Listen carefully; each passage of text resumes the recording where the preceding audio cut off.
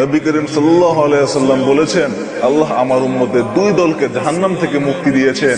সেই দল যারা হিন্দুস্তান উপমহাদেশে আক্রমণ করবে এবং সেই দল যারা ঈসা ইবনে মারিয়াম আলাইহিস সালামের সঙ্গে থাকবে। আবু হুরায়রা রাদিয়াল্লাহু আনহু বর্ণনা করেন যে রাসূলুল্লাহ সাল্লাল্লাহু আলাইহি ওয়াসাল্লাম আমাদেরকে হিন্দুস্তান উপমহাদেশে বিজয়ের প্রতিশ্রুতি দিয়েছেন, যদি আমি এতে অংশগ্রহণ করতে সক্ষম হই তাহলে আমি আমার জান ও মাল দুটোই এতে ব্যয় করব। যদি আমি এতে নিহত হই তবে আমি হব সর্বশ্রেষ্ঠ শহীদদের মধ্যে অন্যতম, আর যদি আমি ফিরে আসি তবে আমি হব আবু হুরায়রা, যে কিনা জাহান্নাম থেকে সম্পূর্ণ মুক্ত।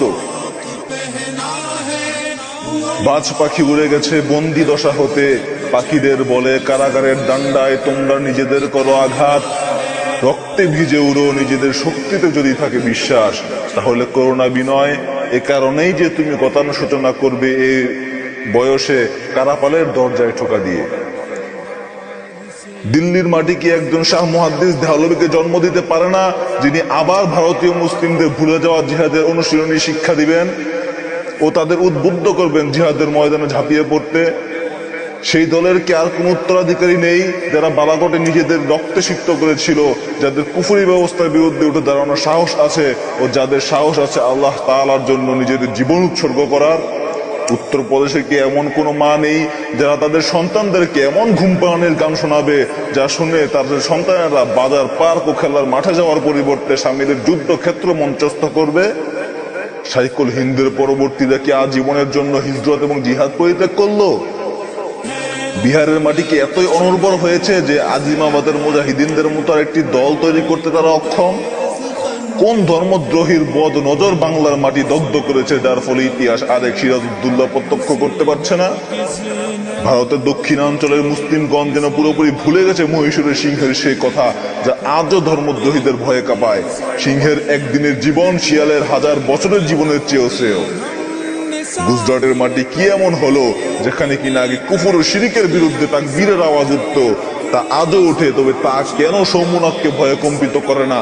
এসব প্রশ্ন ইতিহাসের শিক্ষার্থীদেরকে অবশ্যই ন্যায়সঙ্গতভাবে ভারতের মুসলিমদেরকে করতে হবে। আজ সারা বিশ্বে যখন জিহাদের ডাক দেওয়া হচ্ছে এবং যখন এমন সময় প্রত্যেক অঞ্চলের মুসলিমরা তাদের নিজ ভূমিতে জিহাদ শুরু করে দিয়েছেন কুফর ভিত্তিক সমাজ ব্যবস্থার সমূলে উৎপাটন করার জন্য, তাই আজ শুধুমাত্র আলেমদেরকে প্রশ্ন করা ছাড়াও বিশ্বব্যাপী জিহাদের নেতৃবৃন্দের ভারতের সাধারণ মুসলিমদেরকে এই প্রশ্ন করার অধিকার আছে যে ভারতের সেই মুসলিমরা কোথায়, ইতিহাস যাদের ব্যাপারে সাক্ষ্য দেয় যে তারা প্রতি যুগে ইসলামের শত্রুদের বিরুদ্ধে সত্যের পতাকা আরোহণ করেছিলেন? ভারতের এই আলেমরা কোথায় যাদের পূর্বসূরীরা সবচেয়ে কঠিন অগ্নি পরীক্ষা সত্ত্বেও ইসলামের শত্রুদের বিরুদ্ধে জিহাদ পরিত্যাগ করেননি? কেন ভারতীয় মুসলিমরা নিজেদেরকে জিহাদের ময়দানগুলো থেকে পুরোপুরি অনুপস্থিত করে রেখেছে?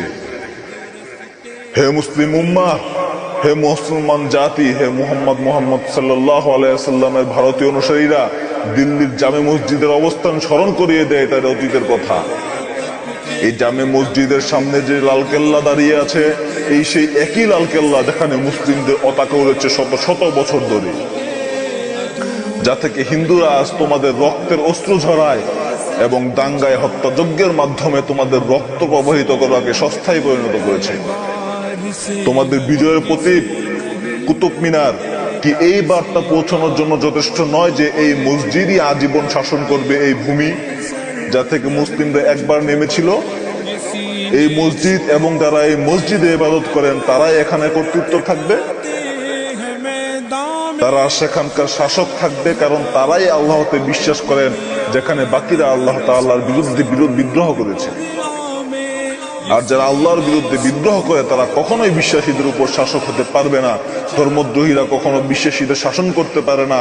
আল্লাহর শত্রুরা কখনো আল্লাহর বন্ধুদের চেয়ে বেশি সম্মানিত হতে পারে না। কিভাবে কেউ আপনাদের রক্তপাতের ও জাতিগত নির্মূল করার ভয় দেখাতে পারে? আপনারাই পানিপথের রণক্ষেত্র তৈরি করেছিলেন, একবার নয় বারংবার তৈরি করেছিলেন। আল্লাহ আপনাদেরকে বুদ্ধি দিয়েছেন, নিজেরাই সিদ্ধান্ত নিন আপনাদের জন্য কোনটা ভালো ছিল, পানিপথের রক্তক্ষয় না আহমদাবাদ ও সুরাতের দাঙ্গার রক্তক্ষয়?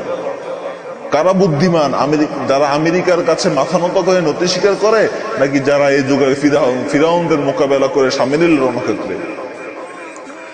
নাকি তারা যারা কার্যালয়ে পদবি গ্রহণ করেছে মুসলিমদের আদর্শিকভাবে তাদের দাসত্ব করার বিনিময়ে, বা যারা স্বেচ্ছায় ফাঁসির কাস্টে গিয়ে দাঁড়িয়েছে স্বাধীনতা সম্ভ্রমের জন্য, প্রথম উল্লেখিত কি আপনাদের আদর্শ?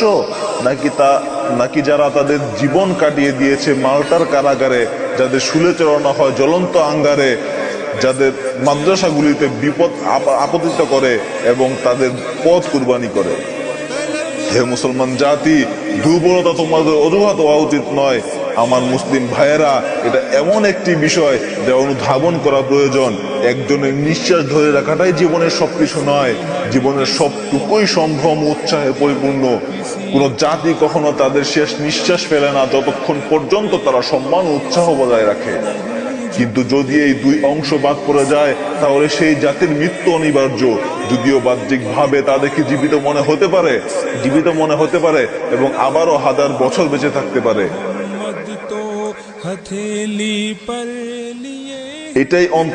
এটাই সেই অন্তর্নিহিত রহস্য যা মহীশূরের সিংহ আপনাদেরকে উপলব্ধি করাতে চেয়েছিলেন। যে সিংহের একদিনের জীবন শিয়ালের হাজার বছরের জীবনের চেয়েও শ্রেয়।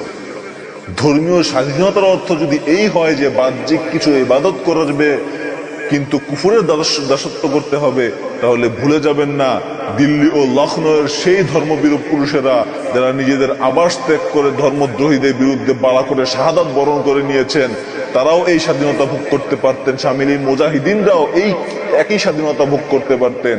কিন্তু ফকিহ ও হাদিস বিশারদরা শামিলির রণক্ষেত্রে ব্রিটিশদের মোকাবেলা করেছিলেন।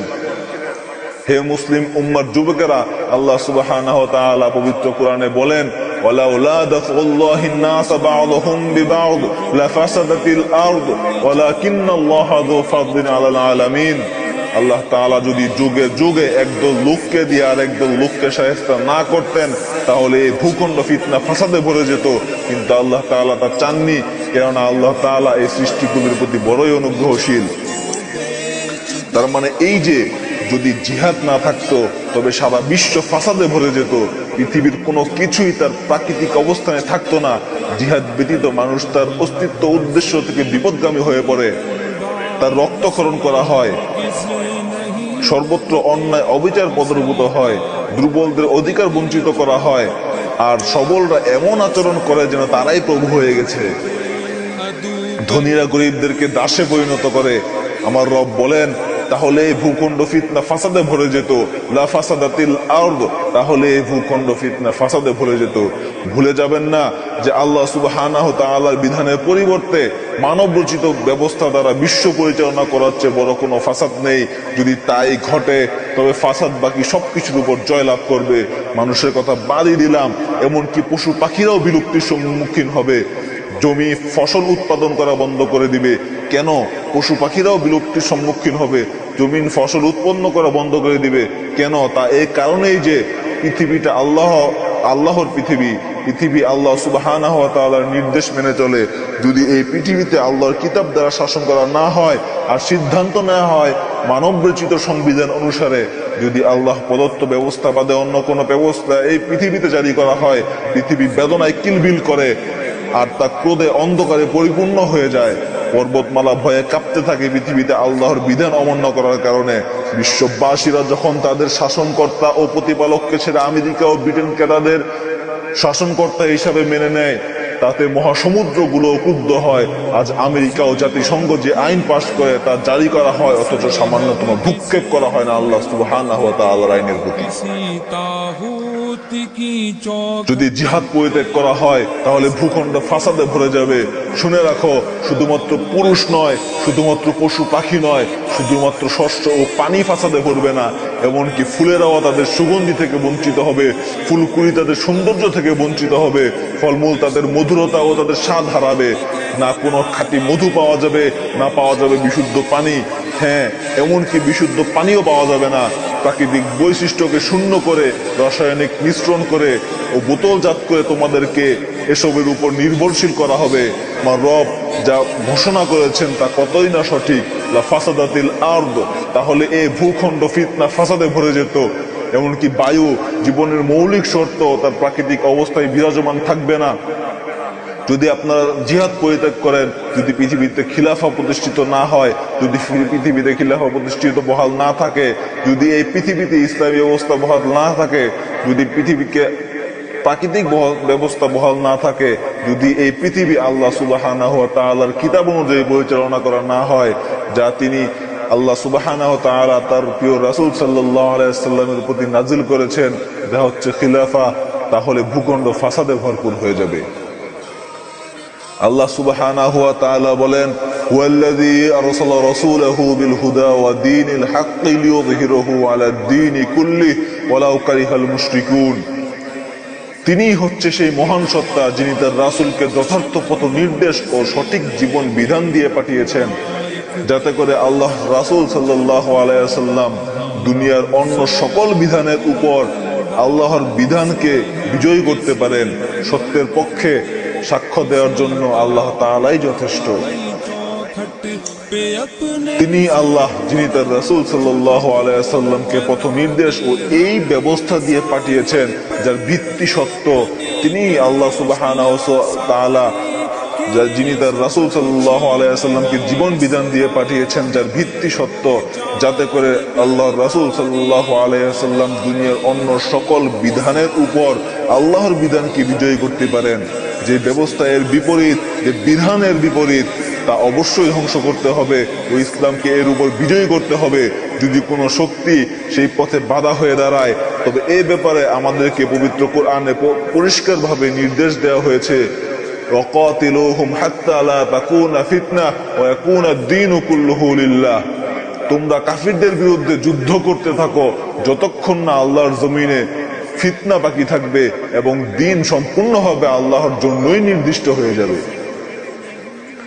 তাদের বিরুদ্ধে যুদ্ধ করো যারা এই ব্যবস্থাকে বাধা প্রদান করে, যতক্ষণ পর্যন্ত না তাদের শক্তি সন্দেহাতীতভাবে ভেঙে ফেলা হয় ও তাদের আধিপত্যের সমাপ্তি ঘটানো হয়। তারপর সারা বিশ্ব জুড়ে জীবন বিধান হবে আল কোরআন। কিন্তু কোন ধর্মদ্রোহীকে জোরপূর্বক শাহাদা পাঠ করাবেন না। এটা তার অপছন্দ, এটা তার পছন্দ, এটা তার সিদ্ধান্ত যে সে একজন মুসলিম হবে নাকি সে তার পুরাতন ধর্মই পালন করবে। যেহেতু এই পৃথিবী আল্লাহ সুবহানাহু ওয়া তাআলার, তাই এই পৃথিবীতে আল্লাহ প্রদত্ত জীবন ব্যবস্থা প্রতিষ্ঠা করা অতীব জরুরি। এটা জরুরি এই কারণেই যে অবিশ্বাসীরাও প্রাকৃতিকভাবে এতে জীবনযাপন করতে পারবে ও পৃথিবী ফাসাদ মুক্ত হবে। যদি তোমরা জিহাদ পরিত্যাগ করো বা জিহাদ পরিহার করো, আল্লাহর রাস্তায় জিহাদে বের না হও, খিলাফা বহাল থাকবে না, সারা বিশ্ব ফাসাদে ভরে যাবে। আল্লাহ যেভাবে বলেছেন, লা ফাসাদাতিল আরদ, সারা বিশ্ব ফিতনা ফাসাদে ভরে যাবে। পৃথিবী ও তার ভূগর্ভে যা কিছু আছে তার সবকিছুই ফিতনা ফাসাদে ভরে যাবে। মনে রাখবে, তোমরা মসজিদে সালাত আদায় করতে যাবে, কিন্তু ওই সময়ও গান বাজনার শব্দ শুনতে পাবে, কারণ শয়তানের ব্যবস্থা পৃথিবীতে প্রভাবশালী। পৃথিবীতে এত পরিমাণে ফাসাদ ছড়াবে যে পরিবেশও তার বিশুদ্ধতা ধরে রাখতে পারবে না। পরিবেশ দূষিত ও পরিবর্তন করা হবে। সন্তানরা মাতা পিতার প্রতি অবাধ্যতা করবে। ভূখণ্ড আসলেই ফিতনায় ভরপুর হয়ে যাবে। ভাই ভাইকে খুন করবে। মায়ের মমতা মায়েদেরকে থেকে উঠিয়ে নেওয়া হবে, যেটা আমরা দেখতে পাই। রাস্তাঘাটে শব্দ ভুলনিষ্ঠ হওয়া, বাচ্চা পড়ে আছে কিন্তু তাদের মা তাদেরকে ফেলে চলে গেছে। সবকিছুই ফাসাদে ভরে যাবে। এমনকি ভালোবাসাও বিশুদ্ধ থাকবে না, সেখানেও ফাসাদ প্রতিষ্ঠিত হবে। প্রতিবেশীরা অনিষ্ট প্রবণ হবে। সমাজে সম্মানিত বৃত্তাংশ যেমন আলেম ওলামাদেরকে অসম্মান করা হবে। আমার সর্দার রাসূল সাল্লাল্লাহু আলাইহি ওয়াসাল্লাম এই ফাসাদকে বর্ণনা করেন সংক্ষিপ্ত ও যথাযথভাবে। রাসূল সাল্লাল্লাহু আলাইহি ওয়াসাল্লাম বলেন, প্রথমে নবুয়ত থাকবে এবং তা বহাল থাকবে আল্লাহ যতদিন চায় ততদিন পর্যন্ত, এবং পরে তার সমাপ্তি ঘটবে। রাসূল করিম সাল্লাল্লাহু আলাইহি ওয়াসাল্লাম বলেন, এরপর নবুয়তের আদলে খিলাফা থাকবে, যা বহাল থাকবে ততদিন আল্লাহ তাআলা এটা ইচ্ছা পোষণ করে, তারপর তাতে সমাপ্তি ঘটবে। এই পর্যায়ের পর স্বৈরশাসিত রাষ্ট্রযন্ত্র থাকবে, যা বহাল থাকবে যতদিন আল্লাহর সুবহানাহু ওয়া তাআলার ইচ্ছা, তারপর এতেও সমাপ্তি ঘটবে। পরবর্তীতে পৃথিবীতে ফাসাদের পর্যায়ে চলে আসবে, যার পর খিলাফা প্রতিষ্ঠিত হবে, নবুয়তের আদলে খিলাফা। আমাদের অবশ্যই মনে রাখতে হবে যে ওসমানী খিলাফার অবসানের পরের পর্যায়টাই হচ্ছে ভূখণ্ডে ফাসাদের যুগ। সর্বত্র ফাসাদ বিরাজ করছে। বাণিজ্য সুদের ফাসাদে ভরপুর, বিচার বিভাগ মানব রচিত আইনের ফাসাদে ভরপুর, নবী করিম সাল্লাল্লাহু আলাইহি ওয়াসাল্লামের এই হাদিস আমাদের সুসংবাদ প্রদান করে যে খিলাফা প্রতিষ্ঠিত হবে এই পর্যায়ের পর, যার মাধ্যমে পৃথিবীকে ফাসাদ থেকে মুক্ত করা হবে, ফাসাদ থেকে পবিত্র করা হবে, পৃথিবীতে ফাসাদের সমাপ্তি ঘটবে, ভূমি আবারও ফসল উৎপাদন করা শুরু করে দেবে, সমৃদ্ধি পৃথিবীতে ফিরে আসবে, দুর্বলরা ন্যায় বিচার পাবে ও প্রাপ্যরা পাবে তাদের অধিকার, সমৃদ্ধি এত মাত্রায় বৃদ্ধি পাবে যে ভিক্ষা বা ধাতব্য গ্রহণ করার মতো কেউ অবশিষ্ট থাকবে না। ওহে যারা নবী করিম সাল্লাল্লাহু আলাইহি ওয়াসাল্লামকে ভালোবাসো, সময় কি আসলেই ঘনিয়ে আসেনি যখন আমরা দেখব আমাদের নবী সাল্লাল্লাহু আলাইহি ওয়াসাল্লামের কথাগুলো পূর্ণ হয়েছে? এই বিশ্বে আরেকবার খিলাফা প্রতিষ্ঠিত হতে যাচ্ছে। মুহাম্মদ সাল্লাল্লাহু আলাইহি ওয়াসাল্লামের অনুসারীরা রণক্ষেত্রে এসে গেছে যাদের জীবন বিসর্জন দিতে খিলাফা প্রতিষ্ঠাকরণে। এই ব্যবস্থা প্রতিষ্ঠাকরণের সবচেয়ে বড় বাধা হচ্ছে আমেরিকা, যারা আফগানিস্তানে আমাদের ভাইদেরকে জখম করছে, যারা আল্লাহ সুবহানাহু ওয়া তাআলার জন্য নিজেদের জীবন উৎসর্গ করে, তারা আল্লাহর সাহায্যে আমেরিকান প্রযুক্তি সর্বনাশ করে দিয়েছেন। খোরাসানের সেই কালো পতাকাবাহী দল সিরিয়ার দিকে অগ্রসর হচ্ছে। নবীদের ভূমি, বরকতময় ও বিজয়ের ভূমি সিরিয়ার কালো পতাকাবাহী মুজাহিদিনরা তাদের ঘাঁটি স্থাপন করেছেন খিলাফা প্রতিষ্ঠার জন্য, খিলাফা প্রতিষ্ঠা করার লক্ষ্যে। আল্লাহ সুবহানাহু ওয়া তাআলা এই জিহাদকে এত বরকত দান করেছেন, এমন বরকতময় করেছেন, যার দ্বারা এমন বরকত দ্বারা অলঙ্কৃত করেছেন যে এত স্বল্প সময়ের মধ্যেই মুজাহিদিনরা এই পর্যায়ে চলে গেছেন যে তারা নুসাইরিদের হাত থেকে মুসলিমদেরকে মুক্ত করার কিনারায় পৌঁছে গেছেন। আমেরিকানরা অবিশ্বাসী বিশ্বের অন্যান্য শক্তিধররা তাদের পরিকল্পনা ব্যর্থ হতে দেখে অভিঘাত প্রাপ্ত হয়ে গেছে। আল্লাহ সুবহানাহু ওয়া তাআলার সাহায্যে আল কায়দা ও অন্যান্য মুজাহিদিনরা এই আন্দোলনের নেতৃত্ব নিজের হাতে তুলে নিয়েছেন। আফগানিস্তান থেকে কয়েকটি দল সিরিয়ায় গিয়েছে ও তারা সেখানে নিজেদের নেতৃত্ব দিচ্ছেন। আফগানিস্তান থেকে কয়েকটি দল সিরিয়ায় গিয়েছে ও তারা সেখানে জিহাদের নেতৃত্ব দিচ্ছেন। ওহে যারা ভারত 800 বছর শাসন করেছিলে, হে পৌত্তলিকতার অন্ধকারে তাওহীদের মশালধারীরা, তোমরা কেমন করে ঘুমিয়ে থাকতে পারো যখন সারা বিশ্বের মুসলিমরা জাগ্রত হয়ে গেছে? যদি মুসলিম বিশ্বের যুবকেরা রণক্ষেত্র অংশগ্রহণ করতে পারে, হয়তো শরিয়াহ নয়তো শাহাদাহ স্লোগান দিয়ে ও তাদের জীবনের ঝুঁকি নিতে পারে খিলাফা প্রতিষ্ঠার জন্য, তোমরা কেমন করে তাদের পিছনে পড়ে থাকতে পারো? উসমানী খিলাফা রক্ষার্থে তোমরাই তো জিহাদে নিযুক্ত ছিলে। যদি ফিলিপাইন থেকে মরক্কোর মুজাহিদিনরা আশাবাদী হতে পারে, তবে তোমাদের নিরাশ হওয়ার কোনো কারণ থাকতে পারে না। উঠে দাঁড়াও, জেগে ওঠো, সর্বজনীন জিহাদে অংশগ্রহণ করো, আমেরিকার প্রসাদ ধরে চূড়ান্ত ধাক্কা দাও। এই জিহাদ কোনো নির্দিষ্ট অঞ্চলের মধ্যে সীমাবদ্ধ নয়, বরং এই জিহাদে জীবন উৎসর্গ করা হচ্ছে সমগ্র আমেরিকা ও তার দোসরদের পরাজিত করার জন্য। হে আমার মুসলিম ভাই, সামনের দিকে অগ্রসর হও। শাসন কার্যের নিয়ম তোমাদের জন্য নতুন কিছু নয়। শতাব্দীর পর শতাব্দী তোমরাই সারা বিশ্বকে শিক্ষা দিয়েছ কিভাবে শাসন করতে হয়। তোমরা মুসলিমদেরকে সম্মান ও গৌরবে পতাকা বহন করেছ শতাব্দীর পর শতাব্দী। সেই মনসে আবারও জ্বলে ওঠো, আবারও সেই ঝড়কে পুনর্জীবিত করো যা তোমাদের অন্তরে গর্জন করছে। সময় এসেছে সেই ধাতু নিঃস্ব জিহাদের অগ্নিশিখা দিয়ে প্রজ্বলনের, যা তোমরা নিজেদের অন্তরে দমিত করে রেখেছিলে সেই 1875 সাল থেকে। এখন সময় দাতব্যের দাবিদারদের দেখানোর যে তোমরা তোমাদের শিরায় শিরায় এখনো মোহাম্মদ বিন কাসিমের রক্ত টকবক করে। এটা সময় তাদেরকে দেখানোর যে মুসলিম মায়েরা গৌরী ও গজনবীর কাহিনী এখনো তাদের সন্তানদের কাছে বর্ণনা করেন। এটাই সময় তাদেরকে দেখানোর যে অরঙ্গজেবের লোককাহিনী এখনো ভারতীয় মুসলিমদের বিবেক জাগ্রত করে এবং মহীশূরের সিংহের বিখ্যাত মন্তব্য এখনও ভারতীয় মুসলিমদেরকে প্রণোদিত করে মৃত্যুর জন্য, একটি সম্মানিত মৃত্যুর জন্য, একটি শহীদি মৃত্যুর জন্য, একটি শাহাদাতে মৃত্যুর জন্য। যারা সারা বিশ্বে আজ মুসলিমরা জেগে উঠেছে কুফরি ব্যবস্থার বিরুদ্ধে। জিহাদের রঙ্গভূমি এখন অধীর আগ্রহে অপেক্ষা করছে ভারতীয় মুসলিমদের জন্য। জিহাদের রঙ্গভূমি ভারতীয় মুসলিম যুবকদের অপেক্ষায়। তারা অপেক্ষা করছে অরঙ্গজেব ও টিপু সুলতানের সন্তানদের জন্য।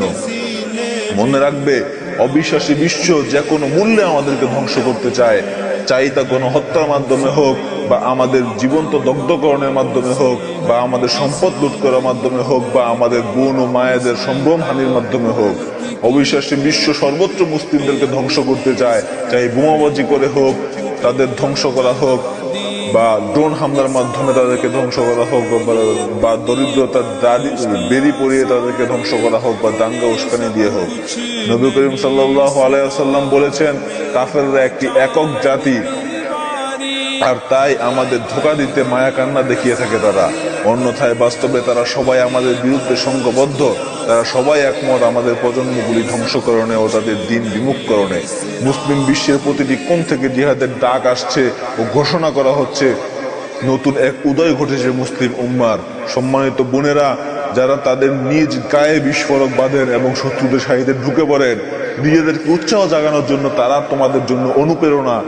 তারা ভারতে তাদের ভাইদের কাছে এই বার্তা পাঠাচ্ছেন যে আল্লাহ সুবহানাহু ওয়া তাআলা জিহাদে এমন অসাধারণ শক্তি দান করেছেন যে 42টি কাফের দেশ তাদেরকে সম্মিলিতভাবে পরাজিত করতে পারছে না। আমেরিকা তার সকল ড্রোন ও কৃত্রিম উপগ্রহ দিয়ে পেন্টাগনে পর্যন্ত নিরাপদ নয়, তাদের গ্রামেও পর্যন্ত নিরাপদ নয়। মাত্র কিছু সংখ্যক শাহাদাত অন্বেষণকারী যুবক তাদের নিরাপদ ব্যবস্থাগুলোকে ধ্বংস করে দিতে পারে আল্লাহ সুবহানাহু ওয়া তাআলার সাহায্যে। শুধু একবার তাকিয়ে দেখো কি ঘটছে ইয়েমেনে, কি ঘটছে ইরাকে। ইউফ্রেটাস ও টিগ্রিসের ভূমির যুদ্ধের গানের প্রতিধ্বনি থেকে অনুপ্রেরণা নাও। আফগানিস্তান থেকে তাকবীরের প্রতিধ্বনি শোনো। তোমাদের ভাইয়েরা মরণাস্ত্র নিয়ে সজ্জিত হয়ে নিজেদের জীবন উৎসর্গ করছেন রণক্ষেত্রে। তারা এই জীবন বিক্রি করেছেন জান্নাতের জন্য। তাদের অন্তর্ভুক্ত শিশু রয়েছে, তাদের মধ্যে যুবকরা রয়েছে, তাদের মধ্যে বৃদ্ধরা রয়েছে, এমনকি তাদের মধ্যে আমাদের মা ও বোনেরাও উপস্থিত রয়েছে।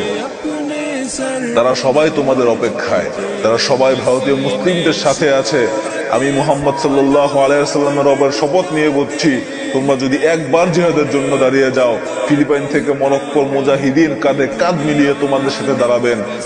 মক্কা, মদিনা, সিরিয়া, ফিলিস্তিন, মিশর, লিবিয়া, আলজেরিয়া, মরক্কো এবং বিশ্বের প্রতিটি দেশের প্রতিটি কোণের মুজাহিদিনরা তোমাদের সাহায্যে এগিয়ে আসবেন, যেভাবে তারা এই অঞ্চলে মুসলিমদের সাহায্যে এগিয়ে এসেছিলেন অতীত ইতিহাসের নেই। আফগান ভূখণ্ড তোমাদের সাহায্যের ডাকের অপেক্ষায়। তোমরা দেখবে যেখানে তোমাদের অশ্রু পড়ে, যে হাত তোমাদের ক্ষতি করতে চাইবে তা একেবারে কেটে ফেলা হবে। আমি হুনাইনের রবের শপথ নিয়ে বলছি, যারা তোমাদের সন্তান ও নারীদের জীবন্ত দগ্ধ করেছিল, মুজাহিদিনরা তাদের আবাসকে পানিপথের রণক্ষেত্রে পরিণত করবেন। শুধুমাত্র একটি বার তোমরা তোমাদের ভাইদেরকে আহ্বান করো, তারা তোমাদের জন্য তাদের সর্বোচ্চ ত্যাগ স্বীকার করবেন, কারণ তারা তাদের জীবন বিক্রি করে দিয়েছেন যাতে করে মুহাম্মদ সাল্লাল্লাহু আলাইহি ওয়াসাল্লামের উম্মাহ তাদের হারিয়ে যাওয়া সম্মান ফিরে পায় এবং নিজেদের মানুষের দাসত্ব থেকে মুক্ত করে একমাত্র আল্লাহ সুবহানাহু ওয়া তাআলার কাছে আত্মসমর্পণ করে নিজেদেরকে অর্পণ করেন। তারা এই পথ বেছে নিয়েছেন এই কারণেই যে এই উম্মাহ বিদ্রোহ ঘোষণা করেছে অবিশ্বাসীদের ব্যবস্থার বিরুদ্ধে এবং নিজেদের জীবন গঠন করে নবী সাল্লাল্লাহু আলাইহি ওয়াসাল্লামের ব্যবস্থা অনুসারে। হে মুহাম্মদ বিন কাসিমের সন্তানেরা, হে অরঙ্গজেব ও গজনবীর উত্তরসূরিরা, উঠে দাঁড়াও ও জিহাদের ময়দানের দিকে অগ্রসর হও। একজন বোনের পর্দা কেড়ে নেবার আগে, মুসলিমদেরকে আবারও একত্রে জীবন্ত দগ্ধকরণের আগে, আবারও খিলাফা প্রতিষ্ঠাকরণের জন্য জিহাদের রঙ্গভূমির দিকে অগ্রসর হও। সর্বজনীন জিহাদের বাহিনীতে যোগ দাও। আল্লাহ সুবহানাহু ওয়া তাআলা তোমাদেরকে সাহায্য করবেন, আল্লাহ সুবহানাহু ওয়া তাআলা তোমাদেরকে সাহস যোগাবেন। তোমরা যদি এই পথ বেছে নাও, তাহলে আল্লাহ সুবহানাহু ওয়া তাআলা তোমাদের কারণে এই জাতিকে সম্মানিত করবেন। ওয়া আখিরু দাওয়ানা আলহামদুলিল্লাহি রাব্বিল আলামিন।